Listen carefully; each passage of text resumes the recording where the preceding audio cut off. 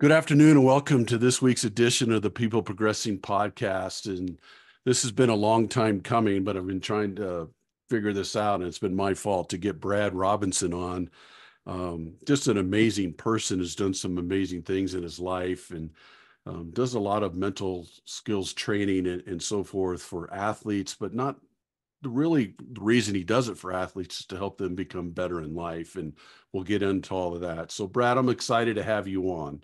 And first thing I always ask is, where'd you grow up? What'd you like to do as a kid? Some of the influences you had in your life to get you started here. Yeah, Joe. Hey, thanks. Thanks for, getting this together. It has been a long time, and yeah, I'm super excited to share some stuff and also learn some stuff as we go here. And so yeah, again, I appreciate the Yeah, it's going to be opportunity awesome. for this. Yeah. Um, so yeah, man, I grew up all it's I grew up in a city with a kind of a funny name. It's called Port Coquitlam in British Columbia here, just outside of Vancouver.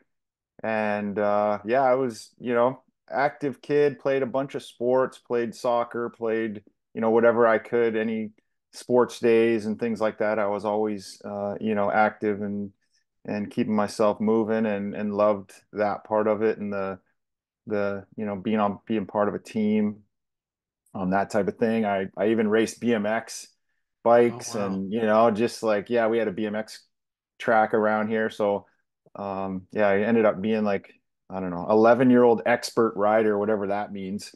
At 11 years old, we're not much experts, but that's what they called it. That I did not So know. yeah, no, that was fun. That was kind of fun. And so I still like riding my bike today. But yeah, I just grew up there and went to high school, played a bunch of sports, played football, played all the sports um and yeah, parents kind of moved in about grade my in I think in about 10th grade we moved up to another school, not very far away, but yeah,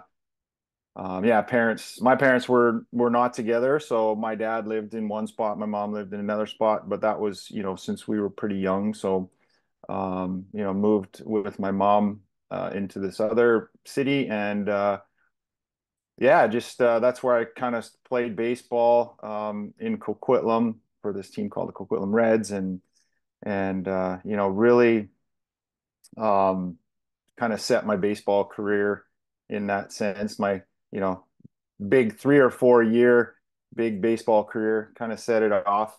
And oh yeah, I mean, one thing that with baseball too, I forgot to kind of say, but I played in the Little League World Series when I was 12. Um, we were lucky enough to do that, so that was pretty significant, actually. That's pretty Significant cool. part of my life. Yeah. And you uh, and you played baseball in Long Beach in yeah, for college, yeah, correct? yeah. I played down in Long Beach. Played on the junior national team, Team Canada. Had a pro offer from the California Angels, and really, like, as we get into stuff, maybe later, but that was one of the life-changing, things that happened in my life. And one of the driving forces for doing what I do today was that experience with the California Angels. So yeah, that'll be something that we could talk about for sure when we get there. But It's interesting. It's an interesting story, and I want to mhm, dive into a little bit into your mindset, just a mhm, little bit. How hard was it, Brad, to go from playing in Canada mhm. down to a hotbed of baseball, Long Beach, California? Did you have Yeah, any? Uh, I guess I would say imposter syndrome a little bit going down yeah. there, thinking, "Here's this kid from Canada," and not saying anything bad about Canada or anything, but No, compared yeah, to Long Beach, just yeah, same as Colorado compared to Long Beach in terms of baseball, cold right. weather state, cold weather Yeah. Vancouver. What was that like for you? Was that something you had to overcome, or was that something that just didn't bother you at all? I'm thinking back, like I remember I was probably, pretty nervous about just being somewhere else. But I was also probably pretty naive as to, we had played a lot of games in Washington State against American competition. leading up to that as well. But just, I think I was just naive, just went down there and didn't know anything. So kind of had no expectations. But man, you definitely go from being, big fish, little pond into, wow, like everybody is good, right? Right. There's no weakness. There's no, so you're battling for a spot. And I do know, like my first year, man, it was, I struggled, because I didn't play. Also had never really sat out. You know, just, you know, at that point, I hadn't really sat out that much or had those kind of challenges. And that was a big lesson for me, not playing right away. And then, when you do get in to do your best to try and, um, you know, show what you can do in those limited situations, and just being willing to play anywhere was something that helped me too. Just, yeah, you want to play right field? If I would have said, no, I'm a second baseman, I would have been on the next plane home, I'm sure. But just being open, I just loved baseball so much. I didn't care. I just wanted to play. And so that was my driving force there. But definitely a challenge going from where I was into, that hotbed of baseball there. But it was a great experience. And yeah, Coming out of that after you're playing yeah, there and then getting a chance with the Angels, we'll get into that. But yeah, what kind of sense of accomplishment did you have there? Not just in baseball, yeah, but the confidence that you built in yourself for life in terms yeah, of I can overcome these things or I can yeah. overcome these insecurities. What kind of confidence did you feel coming out of that? Yeah, like I think just thinking about, like, one of the biggest lessons that I learned there was, coming back in my second year. I struggled in my first year, wasn't sure I was even going to go back. Like once I got home, it felt comfortable, right? And then talking to my coaches, and then, them saying, hey, like we really want you back. You got to come back. Like, don't give up, kind of thing. And I think building that confidence, one of the things that I noticed was, spending a lot of time, because I didn't have any family there, or kind of that support system, even though I lived with an amazing family. I spent a lot of time with myself, and just extra time at the field, working on tee work, working on whatever I could by myself. We had this crazy, like, old, uh, weight bench, and just like a bench press and a bar and some weights, and I just got into lifting.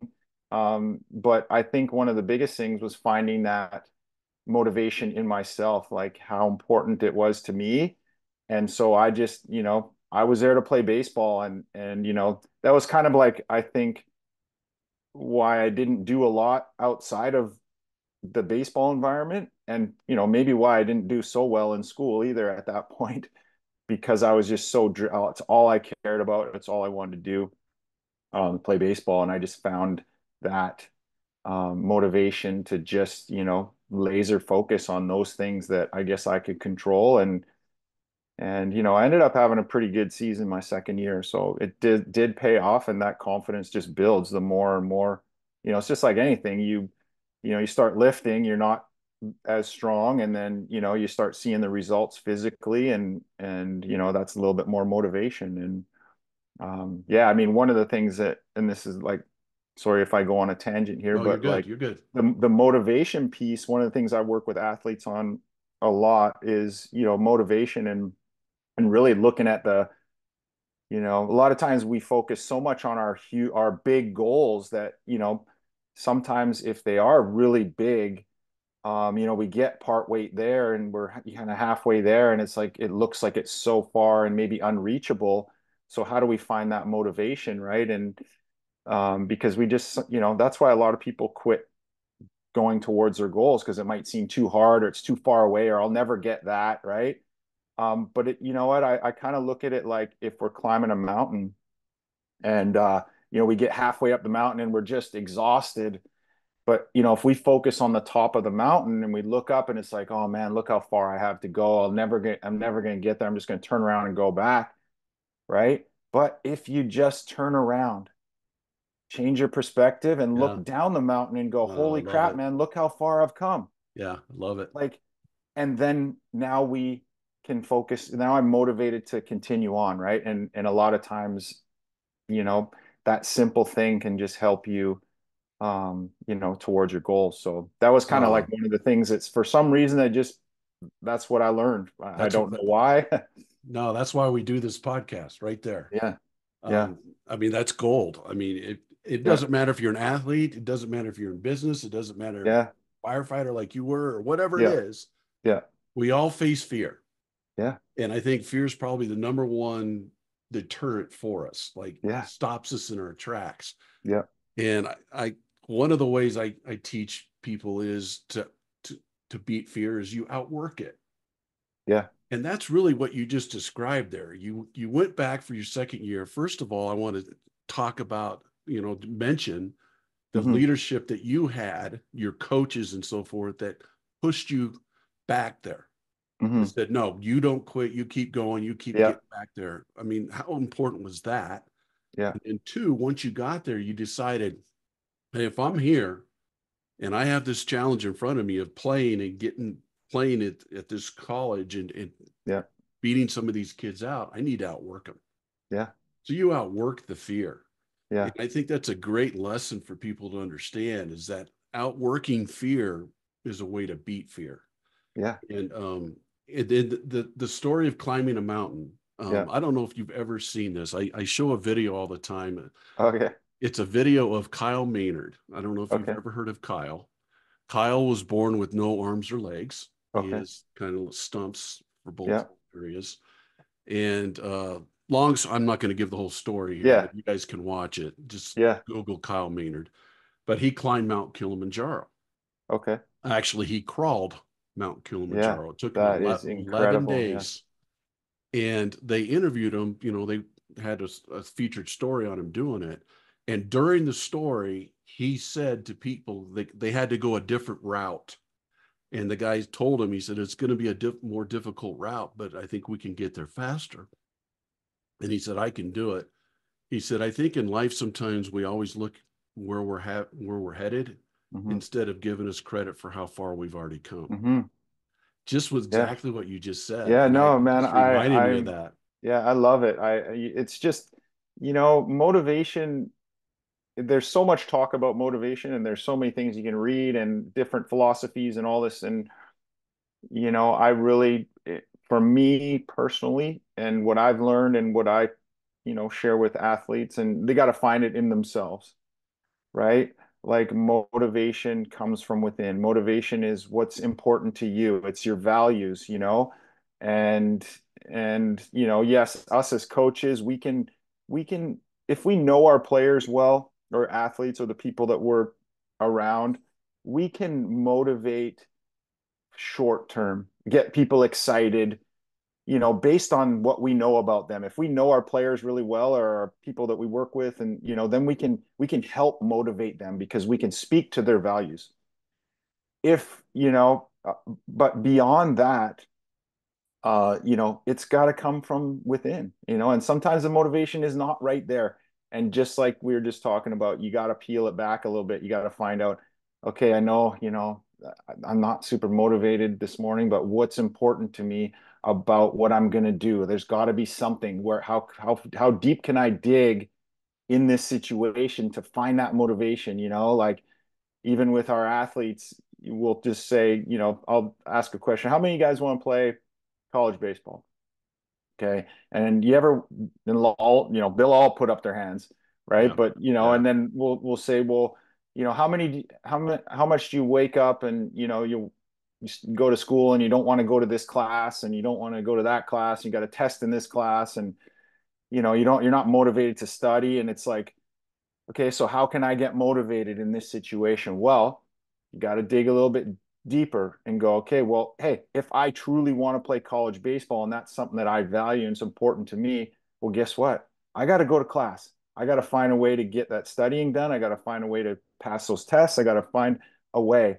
Okay, so guess what? Now I'm motivated. I've just found it inside me and dug a little bit deeper to find that motivation so that hey, I can go to class and now I feel different. And when I feel different, when I feel better, my behavior, my actions are going to be more appropriate for that situation than if I show up going to school going, oh man, I hate math, and Yeah. I'm not motivated to do it. Anyways, that was sorry for that rant, but No, like, no, no. yeah, motivation is like a huge, I think it's just so important because we don't wake up motivated every single day.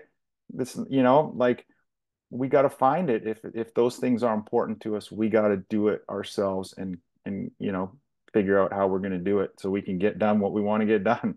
Yeah, and I tell leaders all the time, your job as a leader, I it is really a challenge to motivate people as a Yes. leader.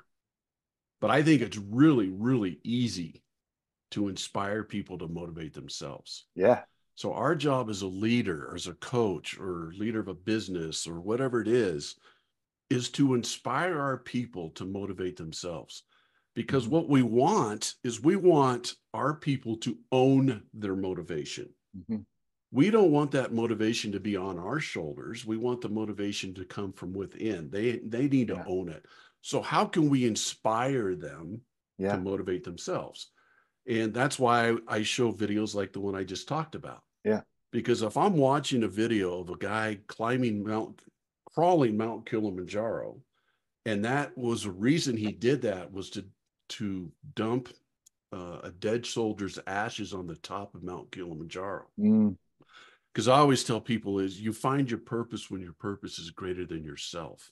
Mm-hmm. So when you're motivating people or when you're trying to inspire people to motivate themselves, give them something that's greater than themselves to think about. Yes. So if I'm watching a video of a guy crawling up Mount Kilimanjaro and then I'm contemplating if I should go to math class or not, Yeah. I'm like, it's not that hard. This guy just Yeah. crawled Mount Kilimanjaro with no arms or legs. So it's a very interesting topic, but inspiration is a Mm-hmm. big thing. And that's what Yeah. we do as coaches and leaders.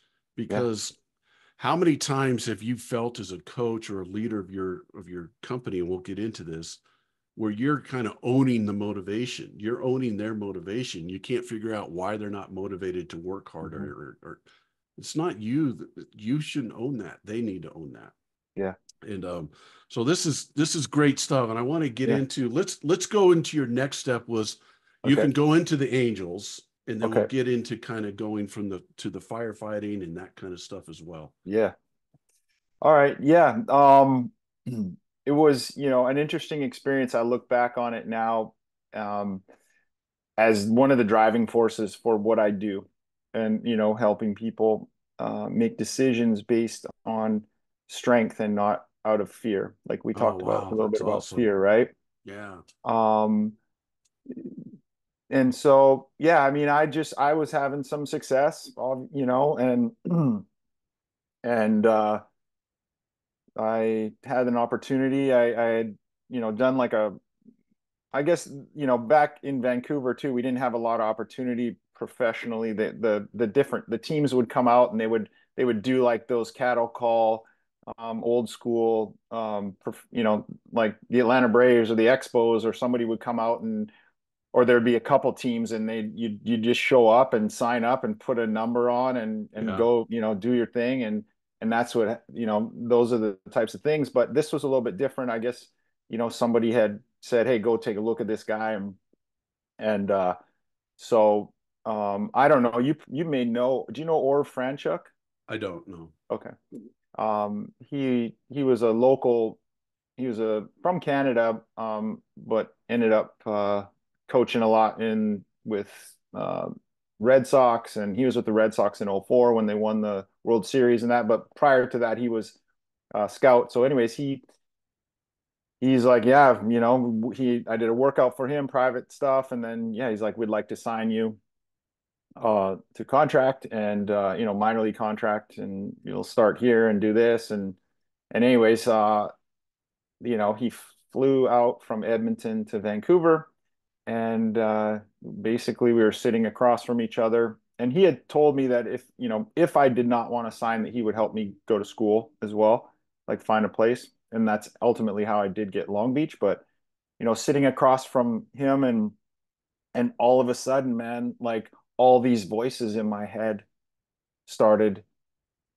I'd never really experienced self-doubt before because I'd always had like pretty good success, just working hard and doing what I was doing. And and then all of a sudden, like all these voices in my head, you're too small. You're not going to like the bus rides. You should go to school. You're not going to like this. You know, you got to have something to fall back on. You're this, you're that. And I'm just like, I absolutely freaked out. And back then, okay, this was like 1989. So Canadians weren't eligible for the draft until 1990, 1991, that Major League draft. So we were all free agents. So this was just a free agent signing. And so I just like and so like I didn't have an agent. I didn't have there was no, my parents weren't with me. I was by myself sitting across, from this, scout, right? And it was the only thing I ever wanted to do in my life was play professional baseball. Like, and I was just like, that's all I ever wanted. And then again, like I had all these things happening, and I didn't sign.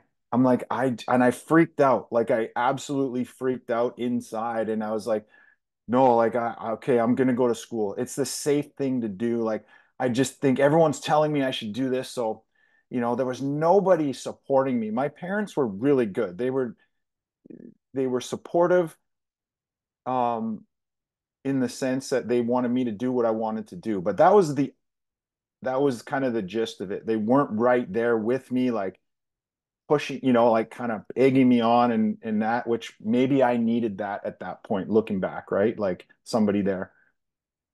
And I kind of basically just freaked out, and I'm like, hey, I'm gonna go to school. And it was not a great experience for me because I knew I didn't want to go to school. In my gut, I didn't follow my own personal dreams and goals. I was looking, I was listening to everybody else. And so, yeah, I didn't have a great experience in school, especially the first year, because I did not want to be there. And all I thought about is that I wanted to play, go back and sign and play pro ball. And so I was like depressed and all these things. But the one positive that I know now from it and what drives me when I work with people is that it doesn't matter what decision you make, but where that decision comes from is important. You know, are we making that decision out of strength? Like, yeah, no, this is what I really want to do, and I've, thought about it, and I'm gonna, make this choice, even though it's not against what everybody's telling me, because I'm following my heart and my dreams and what I believe. Or am I gonna? Is this making out of fear? Or I don't like to use the word weakness because I think fear's just for me, fear's a better word. like um and making a decision out of fear or weakness, if you want to use that word, is was not something that was going to help me get to where I wanted to be, and I was not following my true self and listening to myself and my gut. And so that's, again, that's the driving force, one of the driving forces to how I work, what I work with athletes with now. Wow, there's so much to dive into there. Yeah. First, I want to say this: decisions. I wrote this down. Decisions based on strength, not fear. Yeah. That's one of the best things that's ever been said on this show. Seriously, when you think about that statement right there, and what you took out of that hmm situation. Yeah. So, first question I have is, how much regret did you have during that first year of college, hmm and maybe even now? Yeah. Was there So, regret that ended up from that? man, so I regretted that my entire life. Okay. Even to like, even though I've done a ton of work, right? And we can even, if we talk about the firefighting part of it and, that the PTSD and stuff like that. But like, I think that was all part of like the trauma in my life. Like, I know it doesn't maybe sound like trauma, like it's not trauma as in, I saw something gory or it wasn't abuse or something like that, but like that was traumatic for me. I regretted it my whole life, man. And again, thinking back to that regret or that decision, I regretted it my whole life. It guided everything I did after that because I just went down like after I played a few years and bounced around and did that, but I didn't know what else I wanted to do in my life. So my 20s were crazy. The rest of my 20s. And there was one thing else I wanted to say, but um yeah, it'll come back to me. But So yeah, regretted it my entire life. did it guide you when you said it guided me? Did it Yeah. guide you in a negative or positive way? Because Negative. now I think Negative. it's guiding you in a positive way. Now it is guiding me in a positive way. Um, because for 30 years I carried that with me thinking, what if? Every job I did, every time I was like, oh, I hate, like, what am I doing with my life? And then I think back and it just made me feel so incredibly empty. Like, and again, I teach my son, as much as possible. And every single person that I come in contact with, it's like, you know, I want to be solid in what I do in my life now and not ever look back and go, what if? No. I will do everything, even if it's, you know, I don't know, I can't give you an example right off the top of my head, but I looked back on my life and went, what if? And then, like my wife will go, well, then you wouldn't have met me and we wouldn't have your son. Yeah. And it's like, Right. yeah, of course, absolutely. But personally, for my existence in my life, I regretted it my whole life until I, had to dive deep into counseling and healing and stuff like that in my kind of like my mid to late 40s, It's a, mid it's, 40s. it's an unbelievable story. And I say this on my podcast a lot, but I have a saying. I've actually had a couple of my old players have tattooed this on them, Mm, and it's fear, regret, yeah, and you do everything you possibly can to avoid regret later on. yeah, So I also have a saying that you win the process. yeah, So whatever that process is, like your second year of college, you won the process yeah, because yes, you lifted and you did all those things that you were supposed to do yeah, to be successful. And because of that, you didn't have regret of your second year in college. yeah, And I want people to hear what you said. hmm, You don't want to live a life of what if.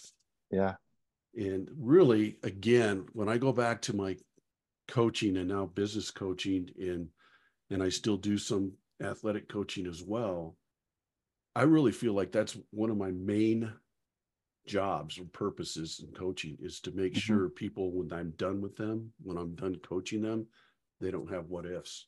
yeah, And what a great story. And I agree with your wife, by the way, yeah, that yeah, if you would have made that decision, who knows? You don't meet her, you don't have your son, you don't have yeah, all those things. And I also believe that God put you in places where you're supposed to be. yeah. God's got you, Yeah. and Yeah. I some, have to believe that I'm in the right spot or else, yeah. and everything that we experience in our life is an opportunity for us to learn and grow. Oh, love it. And as tough as it is sometimes, yeah. It's an amazing story and how you've come out of it. And what I always tell people too is, and I heard this on Ed Milet's podcast. He says, when you feel helpless, help someone else. Hmm. And you've turned that what if and all those what ifs during your 20s and all that stuff into now helping and supporting other people. Hmm. So I'm going to tell you, and again, I'm not trying to Yeah. tell you what to do or anything, but Yeah. what I'm going to tell you is you made that decision a long time ago because God wants you to do what you're doing Yeah. now to help others. Yeah. And I truly believe that. Yeah. This is an amazing Thank you. story, and that led into some different jobs and careers and stuff. Yeah. But one I Yeah. want to kind of go into was the firefighting, Yeah. which I didn't really know that much about. Hmm. But you had a successful career in the fire services. Why don't you give a Yeah. little background on that and some of the things you learned there? Okay. Yeah. Yeah. So, I mean, firefighting was one of the things that I was attracted to, because of, the physicality of it, the teamwork, like the brotherhood kind of stuff, and helping people.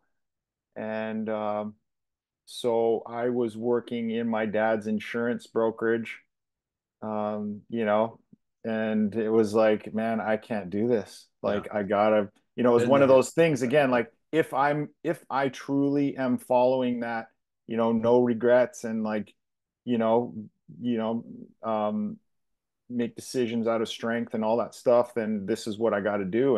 And so I applied, and got into the fire academy.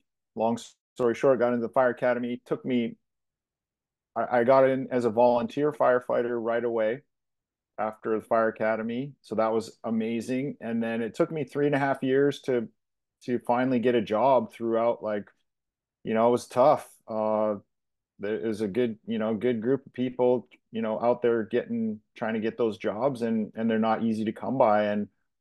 And man, was that an amazing day. I remember getting that phone call, just like, I was kind of like, it was one of those where I knew it was the department that I was a volunteer at. So it was like, it was like my number was up in that, like, I'm the next guy if I do everything properly, and work hard and do all that stuff, then I'm kind of like the next person. And I got that phone call, and it was just like this amazing rush of just like, emotions, and just like, holy crap, man, you got it. Like, and kind of like, almost Love it. like, okay, life begins now for you, right? Even though, like I say that, we could say that in different times in our life or whatever, but this part of my life began, and it was incredible.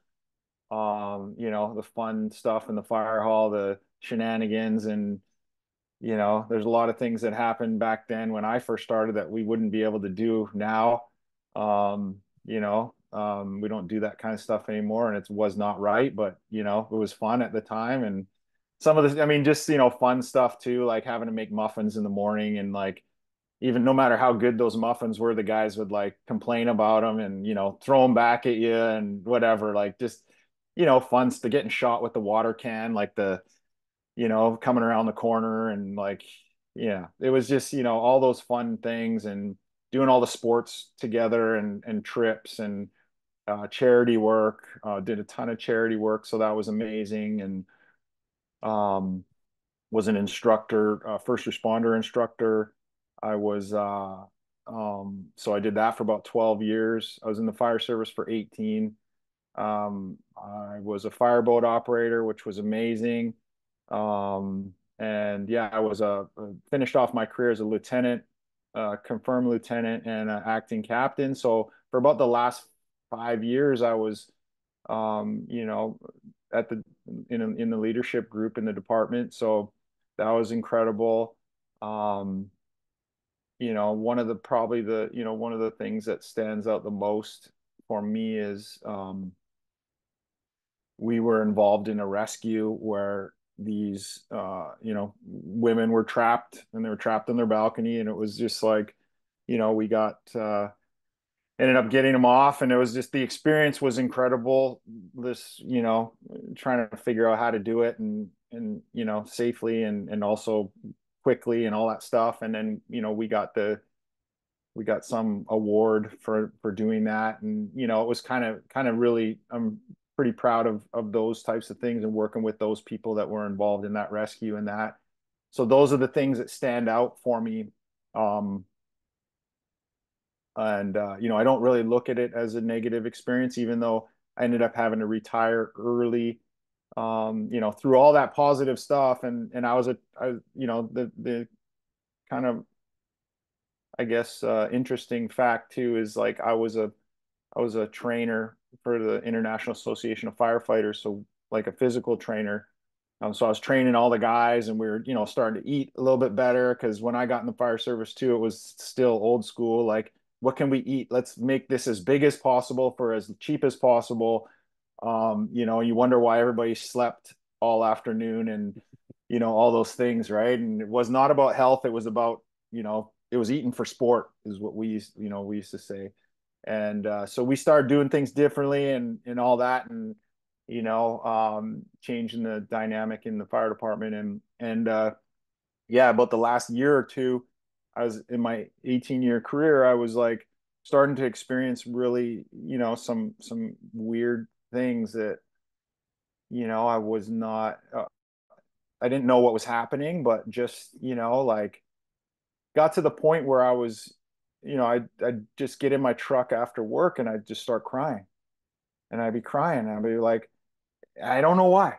Like it was nothing that I, nothing like happened that day or anything. It was just like driving home, and it was just like this rush of emotions. And then, I noticed like I'd get home and I'd just go, into my front room and just be by myself. And I'd be, I had no patience in my, like with my son or, with any, my wife or, people around me. And I just really wanted to be by myself, and I was by myself and by myself and by myself.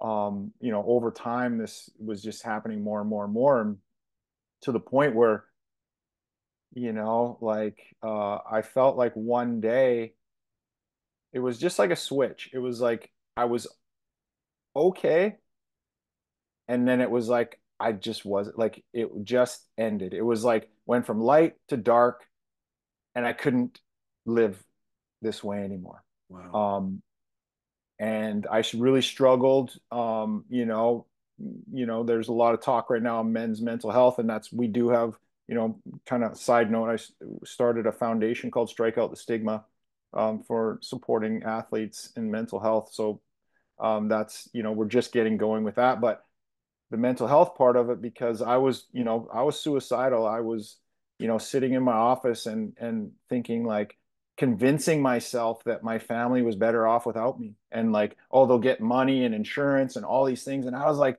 I was believing it. The incredible part is just like knowing that I was sitting there going, that trying to convince myself and actually accomplishing it, that, they're going to be better off without me. The world will be better off without me, all these things. And then something happened, and, whether, whatever you believe it is or was, is, I don't know what it is. There's no way to explain it. And it was like something, just a voice in my head just was like, what are you doing? What are you saying? That is ridiculous. Your family needs you. Your son needs you. You know, that is, you need to go get help. Go reach out. And for some reason, we had this. So all those things were happening, and I went to counseling by myself, and I was like, I thought it was my marriage was the problem, and all these different things, and nothing was helping. And then I just like, there was and luckily, because I was part of the wellness committee at work, and we had this wellness board, and there was a thing on there, and it said, something about employee assistance EAP program. And I grabbed the card and I went into the gym and I just called and I started crying. And I'm like, I don't know why I'm calling. I just can't Wow. live like this anymore. Wow. And that started from there. So yeah, sorry about that was a long No, rant, but that's, like, I you didn't know, realize, I'll be honest with you, I didn't yeah, realize all that. yeah. And No. I want to go back a little bit when you talked about working for your dad in the Hmm. insurance industry, and you Yeah, just were kind of like lost, and you're like, yeah. this is what I'm going to do the rest of my life. And then when you talked about getting on and getting that job at the fire department, Hmm.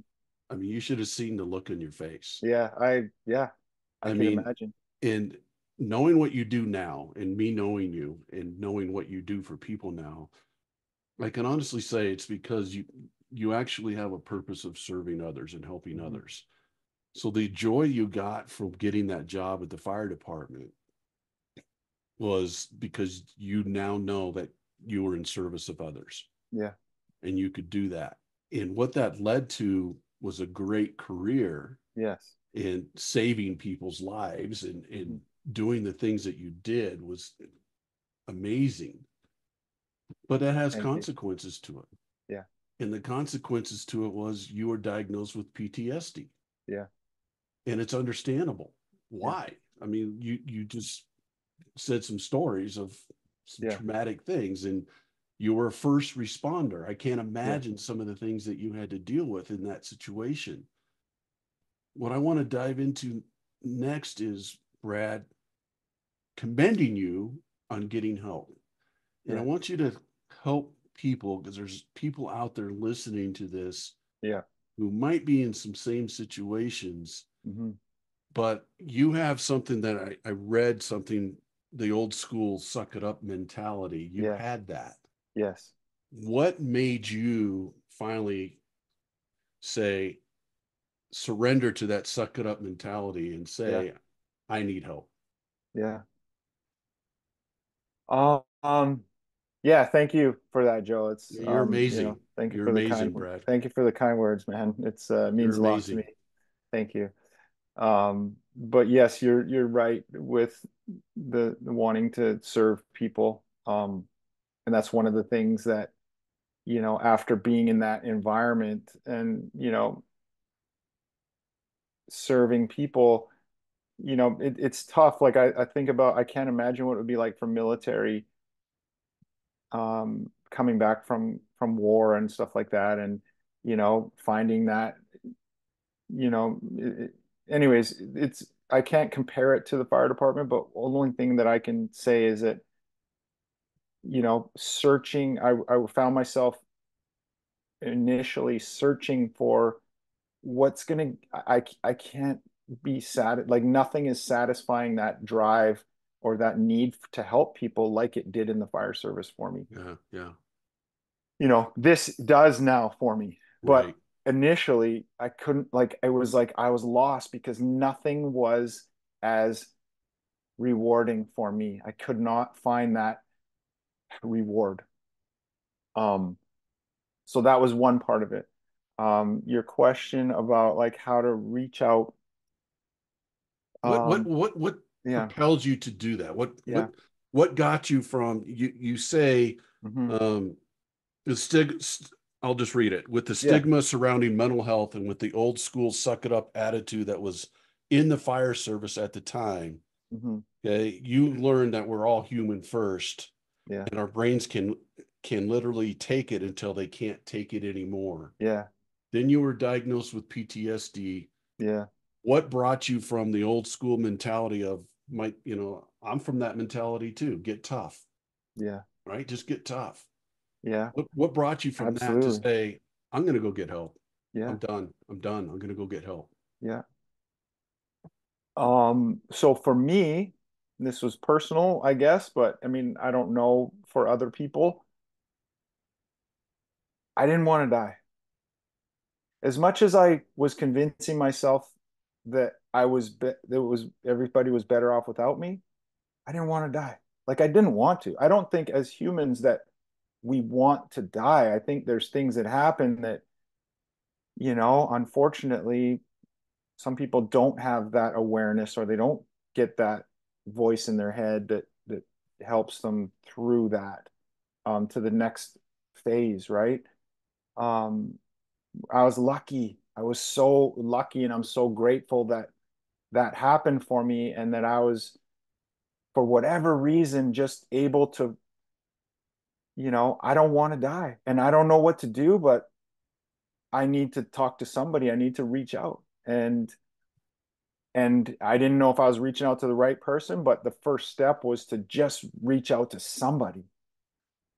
And then that guided me on that path, right? Like spiritually, um, you know, not understanding a lot about how, how all those things, PTSD and anxiety, depression, all those things that I was experiencing, why they happen. But that's why I, basically got re-educated in the last 6 years or 5 years, 7 years now or something, but like just educating as much as possible and learning about why these things happen and how we can help people through it. And again, it's like, man, the one big thing about you know, what we do, even as like with our athletes, with our first responders, with most, you know, a lot of things. I won't say most, but a lot of things in life is that we focus so much on the physical part of training, the physical human being. Um, but man, we're so much more than that. We're people first, and like it doesn't matter if we, you know, we can push through a lot. We can. Like our brains are made to, you know, handle those things. But then there's a point where we can't anymore. And we're going to be exposed to those things in life, no matter if you're a firefighter or a teacher or a, you know, a city worker or whatever. Doesn't matter. Or an athlete. You're going to be exposed to things that are traumatic to you based on, because every trauma is different for everybody. And based on your own experiences in your life, you know, from the time you were a child till now, like there's trauma in those times. And we're all going to have to be exposed to that, you know. But if we can, in my belief, that if we can, you know, help people overcome those obstacles by, hey, we're people first. So what do we need to, and we're humans first. So what do we need to do as humans to take care of ourselves so that we can navigate those situations the best that we can? We can't always, you know, do it ourselves. But if we have tools, if we, you know, if we do, you know, we need to have good quality sleep. We need to make sure that we hydrate. We need to make sure that we eat, you know, a diet that, you know, supports us in, you know, anti-inflammation, or, you know, whatever it is for you. Everybody's body's a little bit different, but like, you know, those are the things that we can control too. We can't control what happens. We can't control what stuff we see in our lives. We can't control what other people do, or the, you know, if something happens in front of us, we can't control that. But what we can control is those things that we can do, you know, the preventative measures that we can take as humans to give ourselves the best chance to be successful. And that's kind of like, you know, one of the things like I did learn from the fire service, man, was like, um, you know, in fire prevention, we have awareness. Okay. We create awareness that there's potential danger. Okay. Then we create prevention. What's some things that we can do to prevent these things from happening? They're not going to all be prevented, but we can do things to prevent, you know, some form of prevention. And then what action do we need to take now to, you know, when things do happen, what action do we need to take? So that is one of the structures that I use for my programs, is create an awareness. Let's share some prevention tools. And then when things happen, we're going to take action. Awareness, prevention, action. And it sounds very simple, but like honestly, that's one of the things that I did learn, that I take from my leadership skills in the fire department. Man, this is gold. This is unbelievable. And I'm not sure if you thought we were going to go down this road, but No, man, I love it. I love it. I just, you know, it's helping yeah. so many people. I have a former athlete of mine on my podcast, and he was a policeman, Hmm. and he saw one of his ex-partners try to kill himself, shot Oh himself man. right in front of him. Yeah. And he was talking about how they just didn't have a lot of um, emotional support for Yeah. the police department, someone to go talk to, and it's the same thing, you know. Hmm. It's and you mentioned it. It doesn't matter what area you're in, Yeah. business, firefighting, police, teaching, whatever it Yeah. is, things happen Yeah. and trauma happens, Yeah. and those things are real. Yeah. And we're learning more and more about trauma and what, you know, I think a lot of people think the trauma or the PTSD is people coming back from war, which certainly Yes. is unbelievable. I can't Yes. imagine.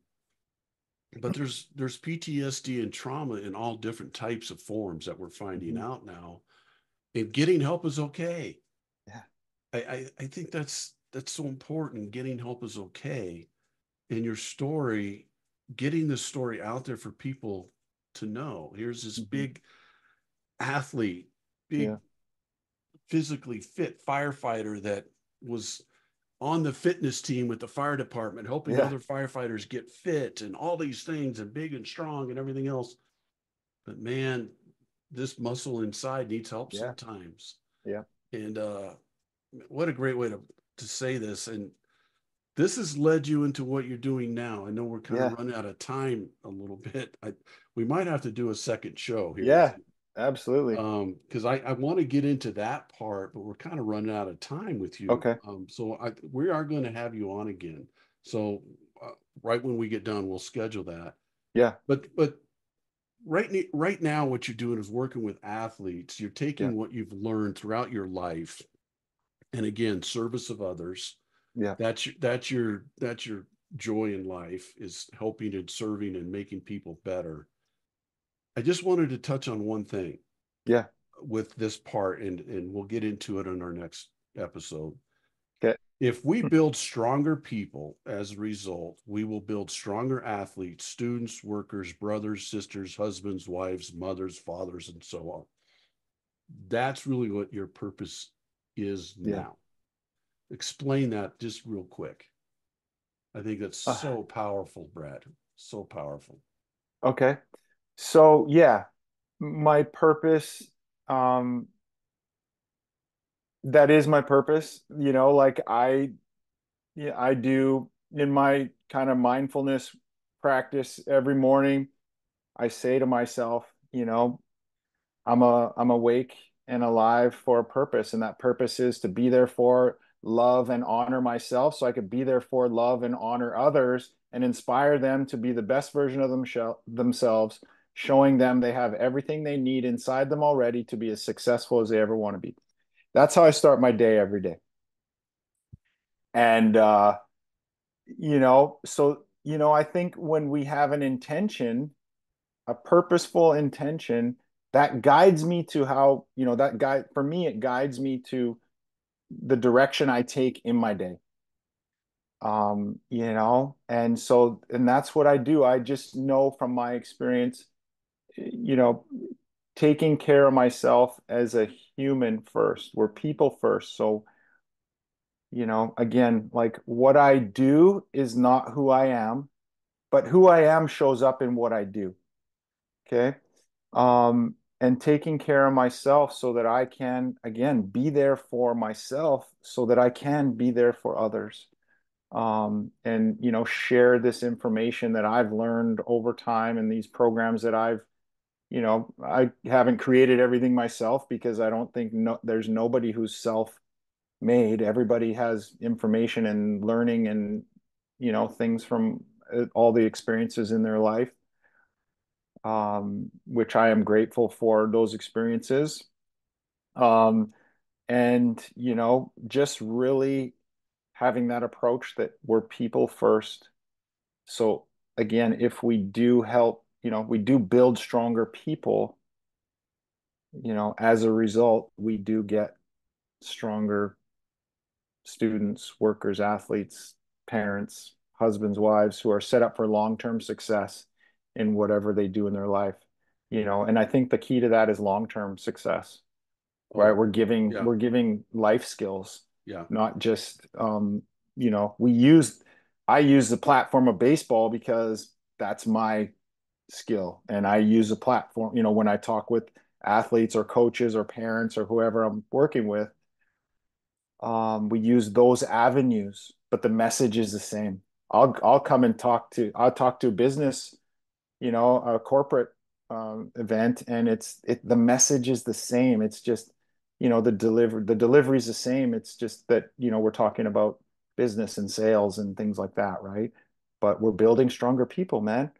If you have confidence, if you know how to build confidence, if you know how to overcome obstacles, if you have tools to be able to cut out that external noise and focus on what's important now, to get that job done, and then we can deal with stuff later. Not saying that stuff's not important, but there's times when we do have to push through things. I don't believe that can be something that we do you know chronically, because that it's probably doesn't give us the best chance to be successful. But yeah, man, it's like, I just think that This is that's the gold. key. That's the key. Yeah, and I think that you and I've known each other for a while. We haven't had Hmm.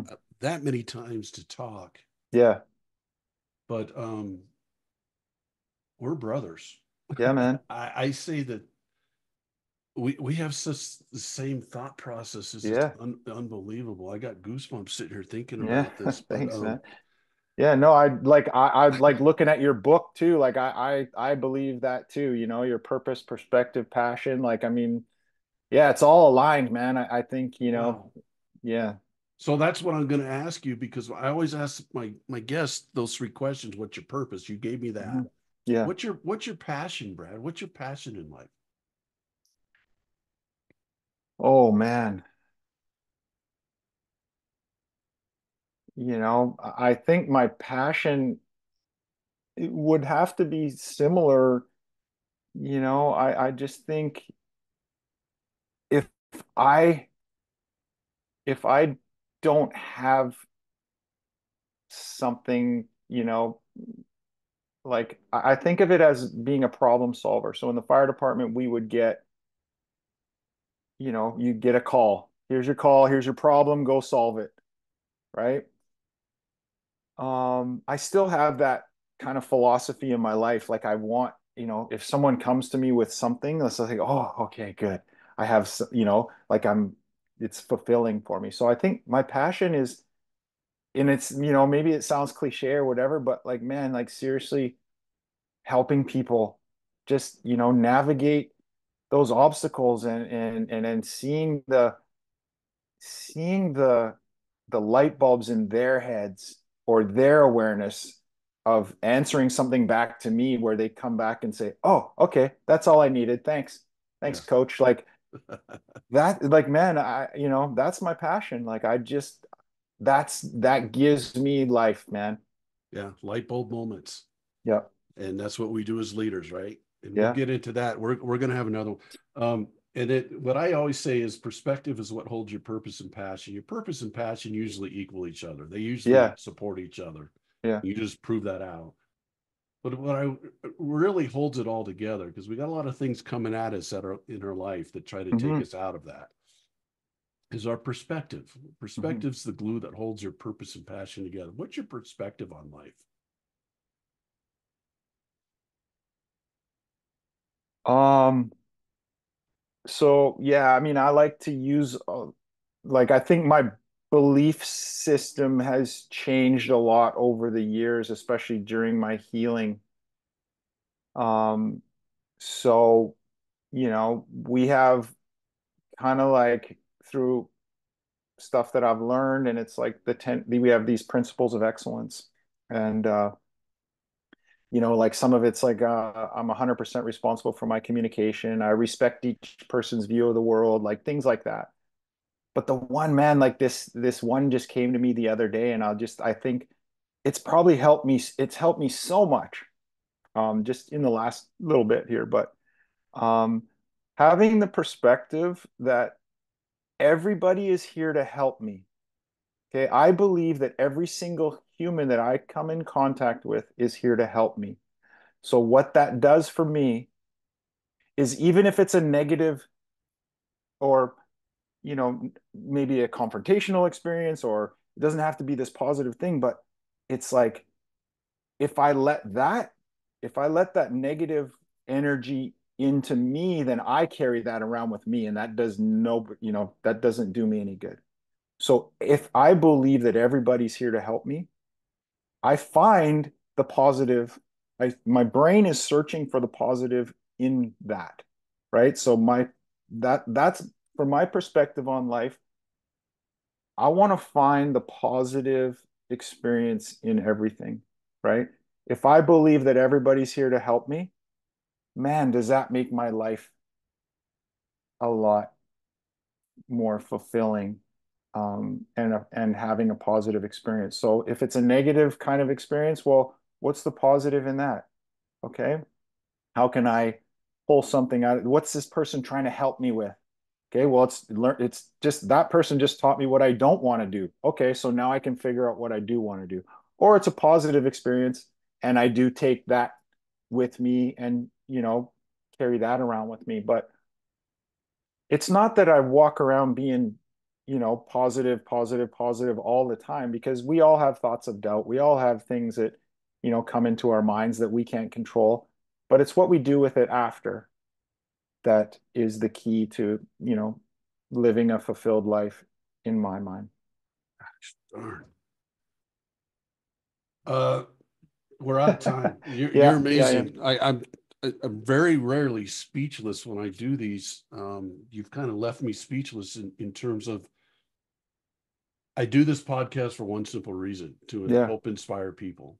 yeah, And it has nothing to do with me. It has everything to do with who I have on yeah, and their stories and what they do and how they can help people and inspire people that might be thinking, I might need help. yeah. I might need help, so I'm going to go get help. Or, man, I made this decision out of fear instead of strength. Hmm. Or in to go for it, to help people Hmm. go for it. That's really what I Yeah, want people to do, is yeah, go for it, yeah, yeah. And you really help people today do that, Brad. You're amazing. We're going to do Oh, this is episode 1. yeah. Okay, so Yeah, we will do episode 2. nice. But I appreciate you coming on, um, and everyone listening. Well, first I'll ask Yeah, this real quick before yeah. we go. How do people get a hold of you?